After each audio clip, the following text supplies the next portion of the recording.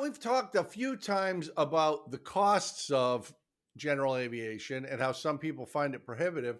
And we've talked about a couple accidents that were really tragic and entirely preventable, which leads me to believe there is a component that kind of binds this together, and that's insurance. The cost of insurance is something that we all are concerned about. But it's possible, and I'm going to just launch this on you cold. I know you've never heard this before, but it's possible that the cost of insurance isn't really about the greed of insurance executives. It might be our behavior. You think?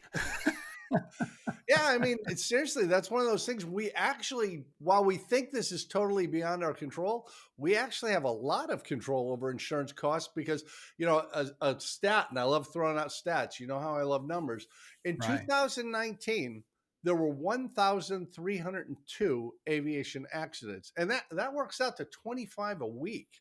It's Four, a lot. 14 of those were fatalities. That's 8 a week. And those payouts, as you know, Pat, can go into the millions.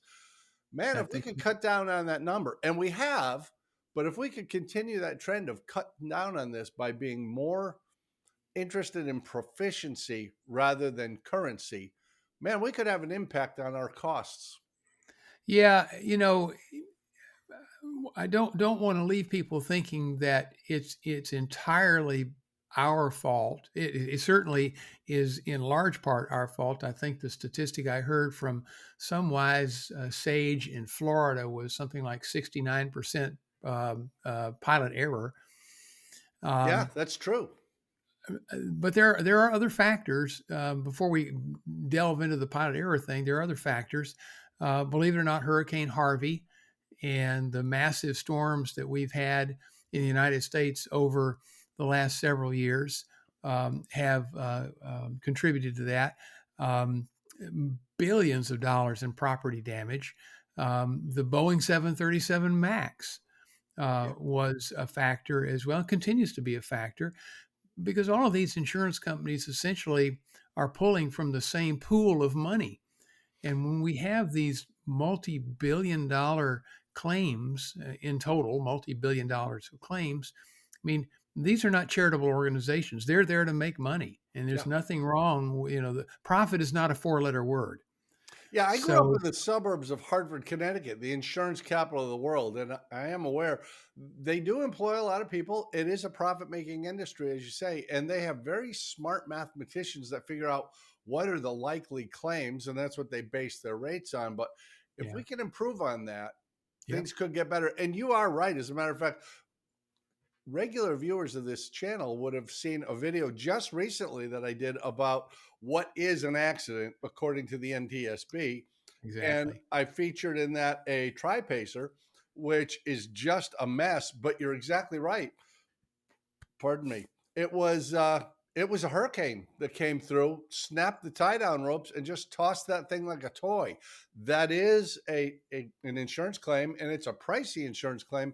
But it wasn't anything anybody did. It's just force of nature. Yeah, it wasn't pilot error, but um, I get a daily report, as do you, enumerating accidents that have happened in the preceding 24 hours, or additional details regarding accidents that may have happened in the recent past. And Jamie, scarcely a day goes by, and I know you know this as well. Scarcely a day goes by that there isn't at least one, and more often three or four, and sometimes more accidents that happened within the last 24 hours. We there was in fact there was one that happened down in your neck of the woods yesterday, a Mhm. bonanza that went down in a trailer park. Yep, Uh, over in multiple, Clearwater, sure yeah, did. multiple fatalities. Um, the couple of them that we've talked about in the last week or two here in Houston. But it happens with disturbing frequency. And as you said, 70% of that is pilot error. It's doing stupid stuff. It's running out of gas. It's taking off into marginal conditions. Well, let's talk about a couple of those things that are real factors, the common accidents. And you're exactly right. Fuel mismanagement is one of the big ones. And Yeah. I know I sound like a cranky old dude, but I just think that one's inexcusable. It's not that hard to figure out how much fuel you've got, how much fuel you need, and to make an intermediate stop if necessary to fuel up. Or even if you're going out for that local flight and it's like, I probably got enough, probably is not a good word. Take on an extra few gallons. Make sure you've got enough because, man, that time you saved and the extra couple bucks you would have spent on buying fuel at the expensive FBO, that's nothing compared to the cost of a loss of an airframe. Well, that plus whatever corrective action the FAA may decide to impose upon you because you ran your airplane out of gas. Wait a minute. Uh, Are you saying somebody might be unhappy about that? Somebody besides the insurance company could potentially be unhappy about that. I'll tell you a story. I think I've told you this before, and I know I've told it at some point early on in this podcast, or perhaps in Ask an Ambassador or something like that. But my wife and I had gone over to Pleasanton, Texas, which is south of San Antonio, some years ago to see a good friend of ours who's a well-known country music star, and we were going to go see him play. And I had topped the tanks off the night before. Again, I think I've told you this story. I topped the tanks off on our 182 the night before, and we flew over to Pleasanton. And when we came home, and things were just not calculating properly.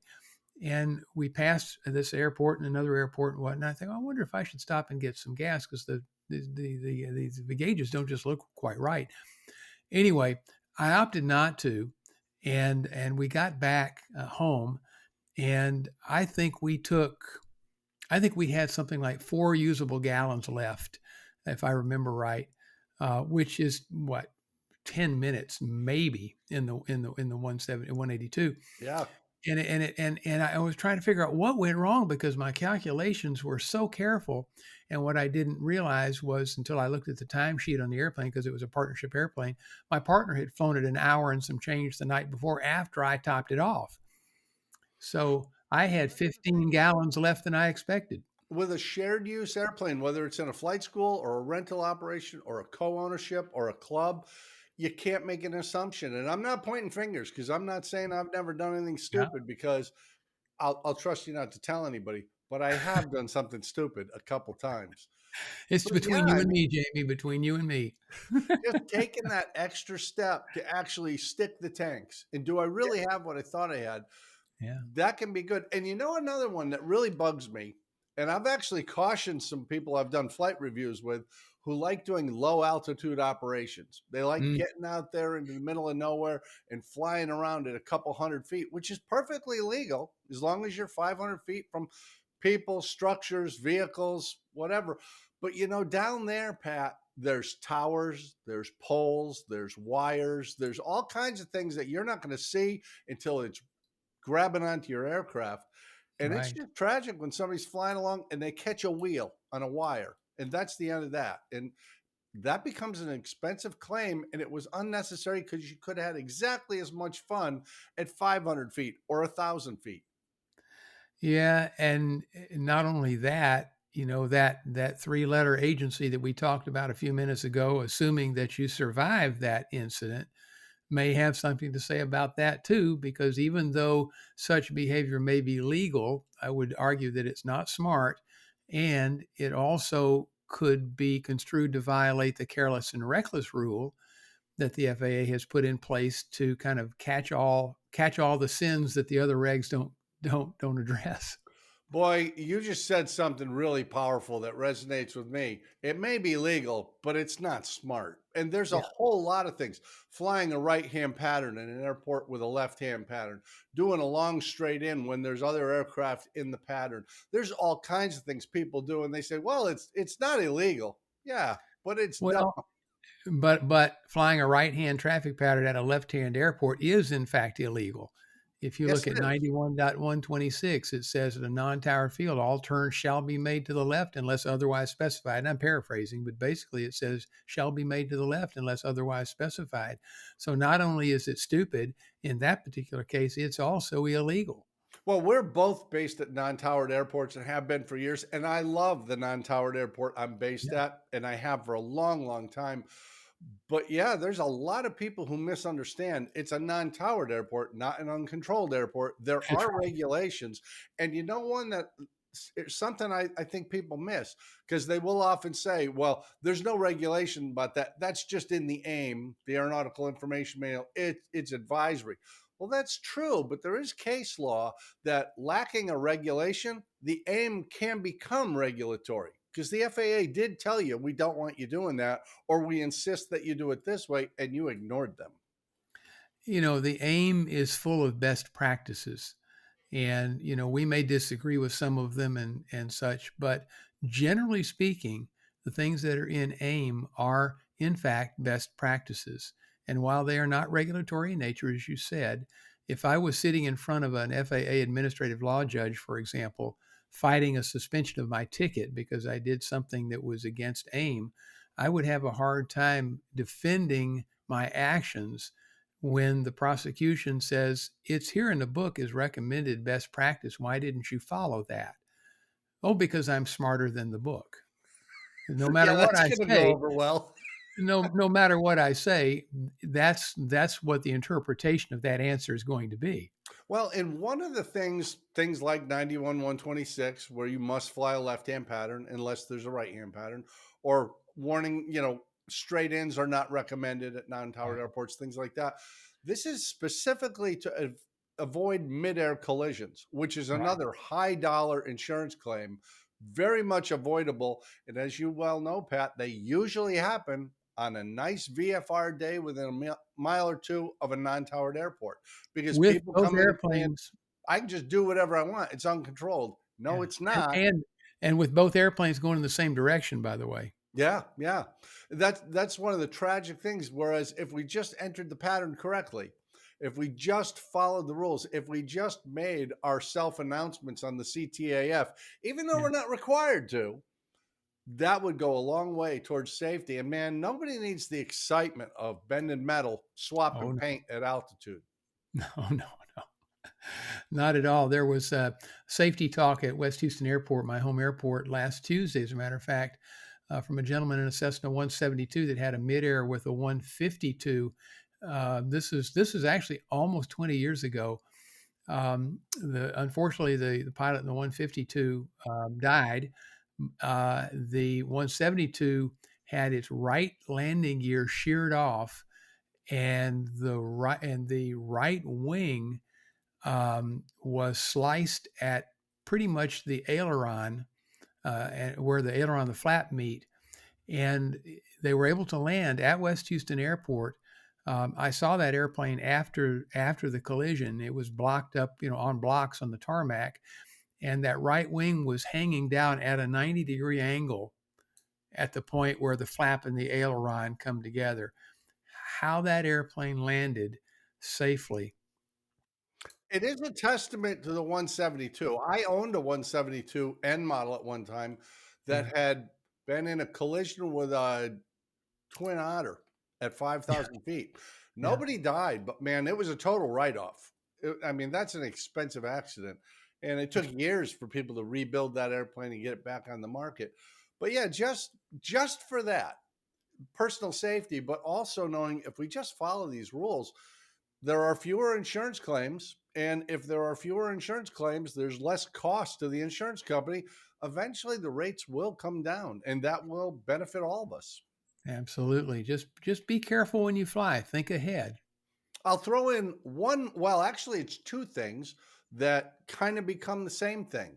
And we've covered this in talking about some accidents in the past. Unintentional flight into IMC and controlled flight into terrain. Those two go together more often than I would like to believe.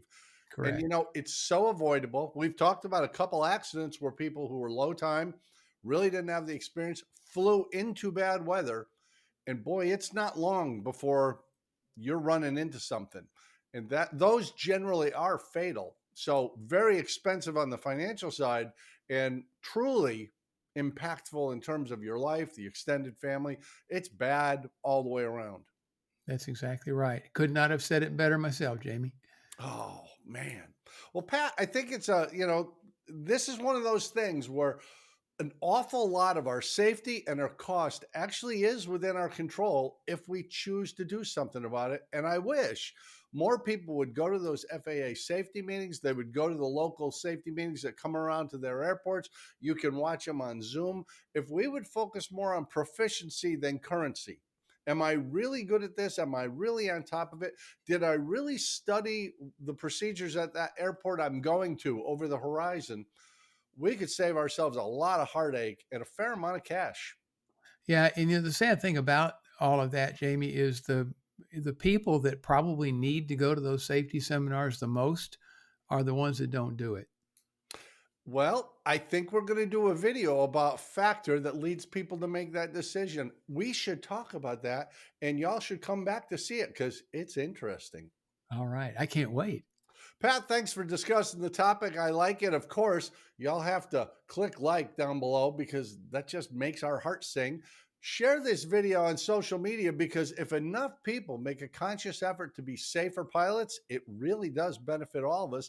And subscribe to the channel. You talked to all of them, didn't you, Pat, about subscribing to the channel? Every one of them Okay. twice. Then we're good. We're out. I'll see you next time, and we'll be right back here on their personal device on MadPropsAero. Adios.